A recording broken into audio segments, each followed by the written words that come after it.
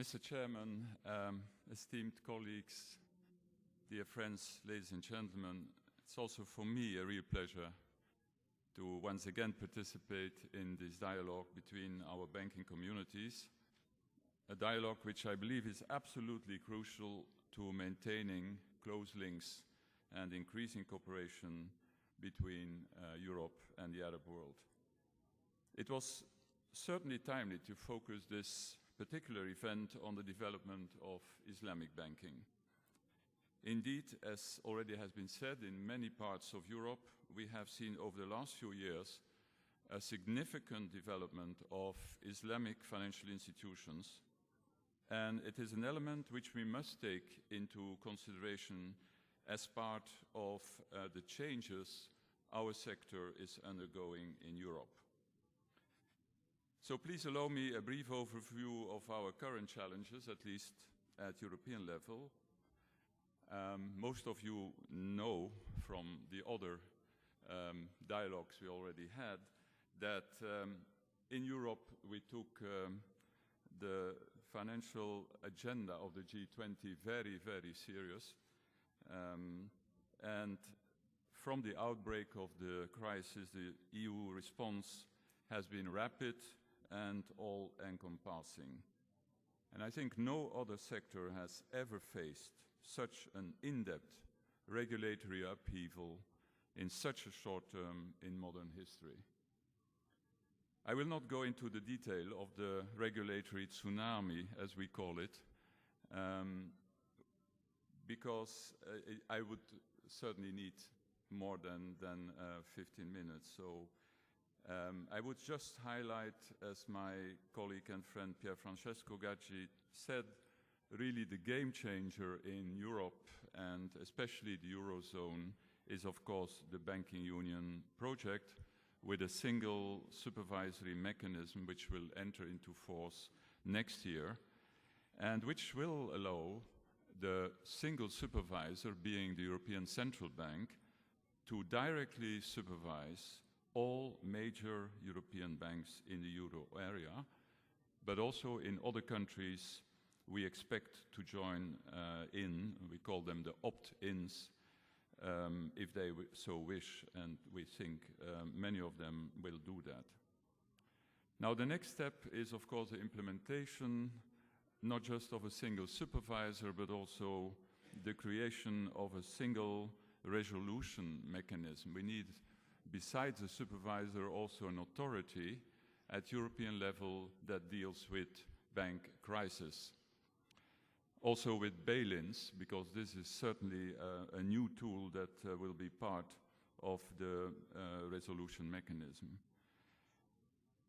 We believe that the implementation of these reforms will help ensure a stable banking in Europe, one of which you, our partners, can rely on, and which we can help as a means of strengthening our relations. So yes, reform was indeed necessary, and I think banks have learned their lessons in Europe and drawn consequences from the crisis. Indeed, over the last 5 years, Europe's banks have increased their capital from 7% to 12%, the capital ratio, and more capital requirements are likely to be called for. The ECB will make what is called an asset quality review very shortly, and certainly there will be shortfalls in capital because this review is done in a very serious and strict way, because the ECB wants to keep its reputation in taking over the supervision of all these banks, more than 5,000 banks in Europe. European banks in the meantime, since the crisis, have increased loans to governments by 15% between December 2008 and mid-2013. And at the same time, they have continued to finance households and businesses. Indeed, loans to households have increased since the crisis with 28%, while loans to business have fallen, but only with 4%. And this is, of course, mainly due to a serious decrease in demand because of the economic downturn. More generally, we can only agree that the financial services sector, and banks in particular in Europe, have faced an unprecedented number of challenges in a very short period of time, as I said. And at the same time, as a conclusion, they have tried to remain stable and reliable fund providers for their customers and for the real economy. Now, Islamic financial institutions have been no exception to the rule, I think, but they have, of course, better fared and much better than their traditional counterparts for the reason Mr. Youssef said. But taking it globally, Islamic finance still doesn't account for a major share of the global financial market, but it has been one of the sector's fastest growing element over the last decades, and it has gained further momentum in the wake of the financial crisis. I think that is fair to say. I will not repeat the figures Mr. Youssef also mentioned. I must say that in my figures, and they come from the European Central Bank, actually the total of financial assets is 1.9 and not 1.8, so even $100 billion more are Islamic assets. And of course, the growth rates also mentioned by Mr. Youssef are quite impressive, and I think many of us in Europe would like to see for our financial institutions that kind of growth rates. So it is indeed the fastest growing segment of the international financial system, and this is all the more remarkable in the current global context. Now, it has already also been mentioned that in several jurisdictions like the UK and France, there has been special frameworks for Islamic banking. What I would just like to say is that I believe, like Mr. Youssef, that the sector will further develop in Europe for a number of reasons. First of all, I think other governments will put in place a number of measures which create an environment, and also a fiscal environment, like Pier Francesco said. An environment that will be conducive to the growth of Islamic finance industry. In parallel, the Muslim population is constantly growing in many European countries. And I would also point out the development of alternative financial solutions seen as a safe harbor after the financial crisis.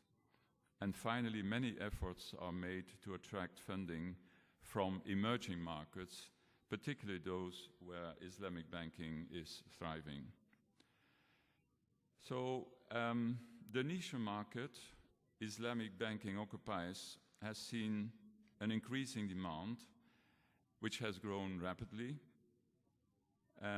But it evolves, of course, in a highly competitive market. So Islamic banking, in our view, will have to face the same circumstances as its non-conventional competitors.